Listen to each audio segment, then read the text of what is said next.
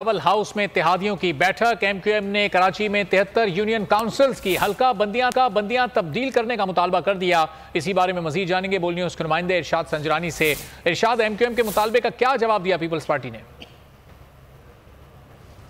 देखिए, बिल्कुल अब ज़्यादा वक्त हो गया कि बिलाल हाउस में जो है कराची में अहम इजलास जो है इत्तेहादी जमातों का जारी है और एमक्यूएम की तरफ से बड़ा मुतालबा अब इस वक्त कर दिया गया है इस इजलास में। और ख्वाजा इज़हार और वसीम अख्तर जो कि साबिक मेयर हैं उनकी तरफ से मुतालबा रखा गया है कि शहर भर की 73 यूनियन काउंसिल ऐसी है जिस पर एमक्यूएम को एतराज़ है, उनकी फौरी तौर पर जो है हल्का बंदियों करने का मुतालबा कर दिया है और इससे कबल इंतखाबात ना कराए जाएँ तो एमक्यूएम जो बिल्कुल फ्रंट फुट पर खेली। और इस पर जो है जवाब में वजह से मुराद अली शाह समेत जो मुशर कानून है मुर्तज़ा वहाब समेत सिंध हुकूमत की टीम का जो मौक़िफ़ है, उनका कहना है कि इलेक्शन के ऐलान के बाद जो है हल्का बंदियों में तब्दीली नहीं हो सकती कानूनी तौर पर, और अगर एतराज़ात इस तरह आए तो फिर पूरे सूबे से एतराज़ात आएंगे और इसके साथ साथ एक खटाई में मामला पड़ सकता है। तो एमक्यूएम ने 73 जो यूनियन काउंसिल है उस पर जो है मुतालबा रख दिया अपना कि उसके बगैर इलेक्शन होना, एमक्यूएम को इस पर एतराज़ है और एमक्यूएम ने एक मतलब फिर धमकी दी है। ठीक है, बहुत शुक्रिया शाजिद, भी जानते रहेंगे आपसे।